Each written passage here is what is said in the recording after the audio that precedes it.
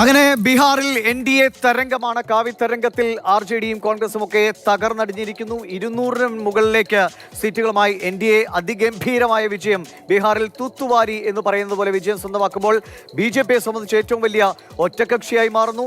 JDUവിനും കഴിഞ്ഞ തവണത്തേക്കാൾ കൂടുതൽ സീറ്റുകൾ കിട്ടുന്നു. നമുക്ക് ഈ 2025-ലെ ഇപ്പോൾ തിരഞ്ഞെടുപ്പ് ഫലം വന്നുകൊണ്ടിരിക്കുന്ന നിലവിലെ സീറ്റ് കണക്ക് എങ്ങനെയാണെന്ന് നോക്കാം. NDA 206 സീറ്റുകളാണ് NDA വിജയിച്ചിരിക്കുന്നത്. 243-ൽ 206 സീറ്റുകളിൽ NDA ലീഡ് ചെയ്യുന്നു. ചിലയിടത്ത് വിജയങ്ങൾ സ്വന്തമാക്കുന്നു. മഹാഗഡ്ബന്ധൻ RJDയും കോൺഗ്രസും ചേരുന്ന മഹാഗഡ്ബന്ധൻ 30 സീറ്റുകളിലേക്ക് ചുരുങ്ങിയിരിക്കുന്നു എന്നാണ്. എക്സിറ്റ് പോളുകൾ പോലും ഇത്രയും വലിയൊരു ദയനീയമായ അവസ്ഥ മഹാഗഡ്ബന്ധൻ ഉണ്ടാകുമെന്ന് പ്രവചിച്ചിരുന്നില്ല. മറ്റുള്ളവർ 7 സീറ്റുകളുമാണ് ഇപ്പോൾ ലീഡ് ചെയ്യുകയോ ജയിക്കുകയോ ചെയ്തിട്ടുള്ളത്. ഇനി നമുക്ക് ഓരോ മുന്നണിയെയും പാർട്ടി തിരിച്ചൊന്ന് വിശദമായി നോക്കാം. NDA 206 സീറ്റിൽ ലീഡ് ചെയ്യുമ്പോൾ അതിൽ 94 സീറ്റ് BJP ആണ് ലീഡ് ചെയ്യുന്നത്. 20 സീറ്റുകൾ കഴിഞ്ഞ വർഷത്തേക്കാൾ 20 സീറ്റുകൾ BJP അധികം നേടുമ്പോൾ NDAയിലെ രണ്ടാമത്തെ വലിയ കക്ഷി JDU ആണ്.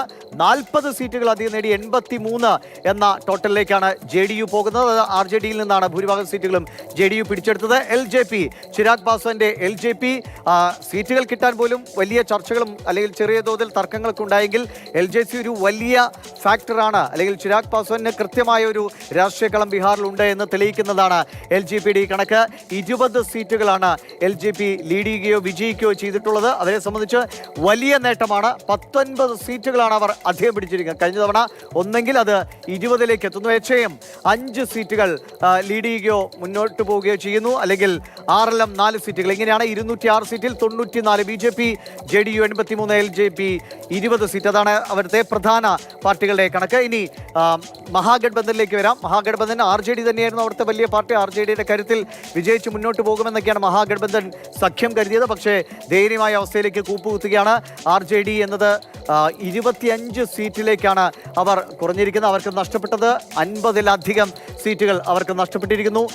കോൺഗ്രസിനെ സംബന്ധിച്ച് 3 സീറ്റുകൾ കഴിഞ്ഞ തവണ 9 ആയിരുന്നെങ്കിൽ അത് 3 സീറ്റിലേക്ക് കുറയുന്നു എന്നത് ഏറ്റവും പരിതാപകരമായ ഒരു അവസ്ഥയിലേക്ക്. കഴിഞ്ഞ തവണയിൽ 16 സീറ്റുകളുടെ കുറവാണ് കോൺഗ്രസിനെ സംബന്ധിച്ചുണ്ടായിരിക്കുന്നത്. CPI ML 1 സീറ്റിൽ ലീഡ് ചെയ്യുകയോ വിജയിക്കുകയോ ചെയ്യുന്നു. CPIM 1 സീറ്റിൽ മുന്നേറുന്നു. CPIക്ക് സീറ്റുകളൊന്നും നേടാൻ കഴിഞ്ഞില്ല. അങ്ങനെ 30 എന്ന ഏറ്റവും കുറഞ്ഞ ഒരു സംഖ്യയിലേക്ക് മഹാഗഡ്ബന്ധൻ, അതായത് മഹാസഖ്യം BJPക്കെതിരെ NDAക്കെതിരെ ശക്തമായി ബീഹാറിൽ തിരിച്ചു വരുമെന്ന് പ്രതീക്ഷിക്കപ്പെട്ട മഹാസഖ്യം തകർന്നടിയുന്ന കാഴ്ചയാണ്. ഇനി മറ്റുള്ളവർ അതേഴ്സിൽ അസദുദ്ദീൻ ഒവൈസിയുടെ AIMIM മികച്ച മുന്നേറ്റം കാഴ്ചവെക്കുന്നുണ്ട്.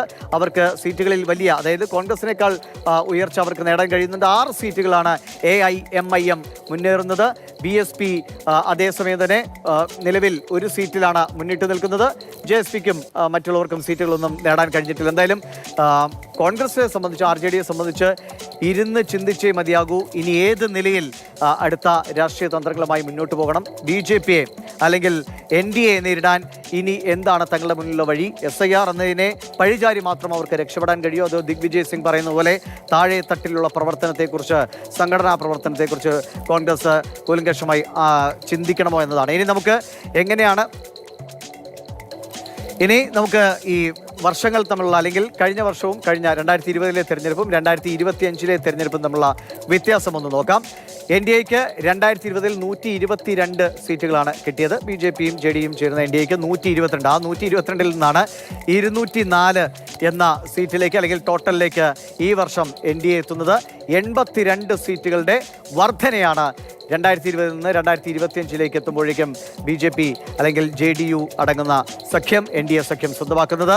മഹാഗഡ്ബന്ധന് കഴിഞ്ഞ തവണ 114 സീറ്റുകൾ ഉണ്ടായിരുന്നതാണ്. വലിയ, അല്ലെങ്കിൽ പ്രതിപക്ഷത്താണെങ്കിൽ പോലും അതിശക്തമായ പ്രതിപക്ഷമായി പ്രവർത്തിച്ചിരുന്നതാണ് RJDയും കോൺഗ്രസും അടങ്ങുന്ന മഹാഗഡ്ബന്ധൻ. അത് 114-ൽ നിന്ന് 32 എന്ന ഏറ്റവും ചെറിയ സംഖ്യയിലേക്ക് ചുരുങ്ങുന്നു. 82 സീറ്റുകളാണ് അവർക്ക് നഷ്ടപ്പെട്ടത്. മറ്റു പാർട്ടിക്കാർ 7 സീറ്റ് തന്നെ കഴിഞ്ഞ വർഷവും നേടിയിരുന്നു. ഇത്തവണയും അതേ നിലയിൽ തുടരുകയും ചെയ്യുന്നുണ്ട്. എന്തായാലും മോദിയെ സംബന്ധിച്ച്, പ്രധാനമന്ത്രി നരേന്ദ്രമോദിയെ സംബന്ധിച്ച് വലിയ ആത്മവിശ്വാസമാണ് ഈ ബീഹാർ തെരഞ്ഞെടുപ്പ് നൽകുന്നത് എന്ന കാര്യത്തിൽ തർക്കമില്ല. കാരണം നമുക്കറിയാം, കഴിഞ്ഞ ലോക്സഭാ തെരഞ്ഞെടുപ്പിൽ 400-ലധികം എന്ന പ്രചാരണ തന്ത്രങ്ങളുമൊക്കെയായി മുന്നിട്ടിറങ്ങിയ BJPക്ക് ആ ഒരു വിജയം വിജയം സ്വന്തമാക്കാൻ കഴിഞ്ഞില്ല. പക്ഷേ മഹാരാഷ്ട്രയിലടക്കം ഹരിയാനയിലടക്കം നിയമസഭയിൽ നേടിയ വലിയ തെരഞ്ഞെടുപ്പിലൂടെയാണ് അവർ മുന്നോട്ട് വന്നത്.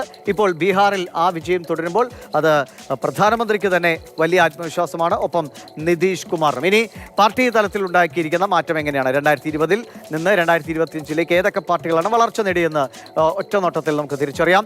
74 സീറ്റുകളായിരുന്നു 2020 BJP ജയിച്ചതെങ്കിൽ 2025 വരുമ്പോൾ അത് 94ലേക്ക് 20 സീറ്റുകൾ അവർ അധികം നേടുകയാണ്. പ്രത്യേകിച്ചും എടുത്തു പറയണം, മുസ്ലിം മെജോറിറ്റി ഉള്ള നിയോജക മണ്ഡലങ്ങളിൽ, നിയമസഭാ മണ്ഡലങ്ങളിൽ പോലും NDAക്ക് BJPക്ക് സീറ്റുകൾ നേടാൻ കഴിഞ്ഞിട്ടുണ്ട് എന്നതാണ് പ്രത്യേകത.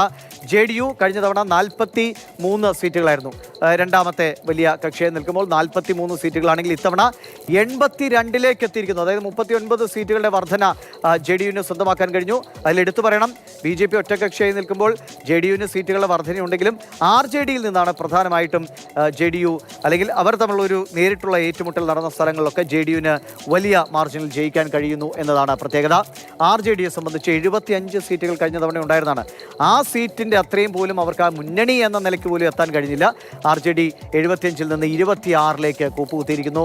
49 സീറ്റുകൾ അവർക്ക് 2020-ൽ നിന്ന് 25ലേക്ക് എത്തുമ്പോൾ നഷ്ടപ്പെടുകയാണ്. ഇനി കോൺഗ്രസിൻ്റെ പതനമാണ് അടുത്തത്. 19 സീറ്റുകൾ കഴിഞ്ഞ തവണ ഉണ്ടായിരുന്ന കോൺഗ്രസ് ഇതാ വെറും 3 സീറ്റിലേക്ക്, അത് ഒന്നായോ എന്ന സംശയം കൂടിയുണ്ട്. അതിൻ്റെ വിവരങ്ങൾ വന്നുകൊണ്ടേയിരിക്കുന്നുള്ളൂ. കിട്ടിയ നിലവിലെ കണക്ക് പ്രകാരം 19-ൽ നിന്ന് 3ലേക്ക് കോൺഗ്രസ് കൂപ്പുകുത്തിയിരിക്കുന്നു. നഷ്ടപ്പെട്ടത് 16 സീറ്റുകളാണ്. അങ്ങനെ BJPയെ സംബന്ധിച്ച് രാഷ്ട്രീയപരമായി അതിഗംഭീരമായ വിജയമാണ് BJP സ്വന്തമാക്കുന്നത്. അത് ഏറ്റവും വലിയ ഒറ്റക്കക്ഷിയാകുന്നു. വോട്ട് ശതമാനത്തിലെ വലിയ വർധന, സീറ്റുകൾ അവർ സ്വന്തം നിലയ്ക്ക് വർദ്ധിപ്പിച്ചത്. JDUവിനെ സംബന്ധിച്ചും പാർട്ടിക്കും അവർക്ക് വലിയ കരുത്താണ്. കഴിഞ്ഞ തവണത്തേക്കാൾ വലിയ സീറ്റ് വർധന അവർക്ക് നേടാൻ കഴിഞ്ഞു. പക്ഷേ BJPയുടെ മുന്നിലുള്ളത് ഒരു തരത്തിലുള്ള രാഷ്ട്രീയ നാടകങ്ങൾക്കോ രാഷ്ട്രീയ അനിശ്ചിതാവസ്ഥകൾക്കോ ഇടം കൊടുക്കാത്ത രീതിയിലുള്ള ഒരു ഉറച്ച സീറ്റ് നിലയിലേക്ക് BJPക്ക് ഒറ്റയ്ക്ക് തന്നെ എത്തിച്ചേരാൻ കഴിഞ്ഞുവെന്നത്, BJP എന്നത് ഒരു വലിയ സംവിധാനമാണെന്നും അതിനെ നേരിടാൻ മറ്റ് പ്രതിപക്ഷ കക്ഷികൾ ഒരുമിക്കുമ്പോൾ ഒരുപാട് പഠിക്കേണ്ടതുണ്ടെന്നും അല്ലെങ്കിൽ പ്രവർത്തിക്കേണ്ടതുണ്ട് എന്നുകൂടി ബോധ്യപ്പെടുത്തുന്നതാണ്. SIR അടക്കം അല്ലെങ്കിൽ അത്തരം ആരോപണങ്ങളൊക്കെ ഒരു ഭാഗത്തുണ്ട്. അതൊക്കെ സജീവമായി അവർ നിയമപരമായ പോരാട്ടത്തിലൂടെയൊക്കെ പോകും. കഴിഞ്ഞ ദിവസങ്ങളിൽ രാഹുൽ ഗാന്ധി മുന്നോട്ട് കൊണ്ടുവച്ച വോട്ട് ചോരി ആക്രമണത്തിലെ പല കാര്യങ്ങളും മണിക്കൂറുകൾക്കകം തന്നെ തകർന്നടിയുന്ന കാഴ്ചയും കണ്ടു. അതും ജനങ്ങൾ ആലോചിച്ചിട്ടുണ്ടാകണം, ചിന്തിച്ചിട്ടുണ്ടാകണം. പിന്നെ നമ്മൾ ഈ കഴിഞ്ഞ മണിക്കൂറുകളിലെ ചർച്ചകളിലൊക്കെ പാർട്ടി നേതാക്കളാണെങ്കിലും രാഷ്ട്രീയ നിരീക്ഷകരാണെങ്കിലും ഒക്കെ സൂചിപ്പിച്ചത്, ബീഹാർ എന്നത് മറ്റ് രാജ്യം അല്ലെങ്കിൽ കേരളത്തെ ഒരു സാമൂഹിക വ്യവസ്ഥയോ അല്ലെങ്കിൽ നമ്മുടെ ഒരു വളർച്ചാ നിരക്കിനോ തട്ടിച്ച് നോക്കേണ്ടതല്ല. അങ്ങനെ കമ്പയർ ചെയ്യേണ്ട ഒരു സംസ്ഥാനമേ അല്ല. അവർ അനുഭവിച്ചു വന്നാൽ അവർ കടന്നു വന്ന ഒരുപാട് പ്രതിസന്ധികൾ, പ്രശ്നങ്ങളുണ്ട്. അത് ഏറ്റവും താഴേക്കിടയിൽ നിന്ന് ആ സംസ്ഥാനത്തെ പതുക്കെ മുന്നോട്ട് പോകുന്നുണ്ട് എന്നൊരു തോന്നലുണ്ടാക്കാൻ തീർച്ചയായും NDAക്ക് കഴിഞ്ഞിട്ടുണ്ട്, അല്ലെങ്കിൽ നിതീഷ് കുമാറിൻ്റെ നേതൃത്വത്തിൽ കഴിഞ്ഞിട്ടുണ്ട്. പിന്നെ ഈ പറയുന്ന 10,000 സ്ത്രീകളുടെ അക്കൗണ്ടിലേക്ക് എത്തുന്ന അടക്കമുള്ള കാര്യങ്ങളൊക്കെ ആളുകളെ സ്വാധീനിക്കും. നമ്മൾ കേരളത്തിലും തദ്ദേശ തെരഞ്ഞെടുപ്പിന് മുന്നോടിയായിട്ട് വരുന്ന പ്രഖ്യാപനങ്ങൾ, ജനകീയ പ്രഖ്യാപനങ്ങളൊക്കെ കണ്ടാണ്. അതൊക്കെ ഭരണത്തിലിരിക്കുന്ന പാർട്ടികൾക്ക് കിട്ടുന്ന ഒരു എഡ്ജാണെന്ന കാര്യത്തിൽ തർക്കമില്ല. അതവർ ഉപയോഗിക്കും. അതിനെ മറികടക്കാൻ അല്ലെങ്കിൽ അതിനെ കൗണ്ടർ ചെയ്യാൻ പ്രതിപക്ഷ നിരയിലുള്ളവർക്ക് എന്ത് സാധിക്കും എന്നതാണ് ഏറ്റവും പ്രധാനപ്പെട്ട കാര്യം.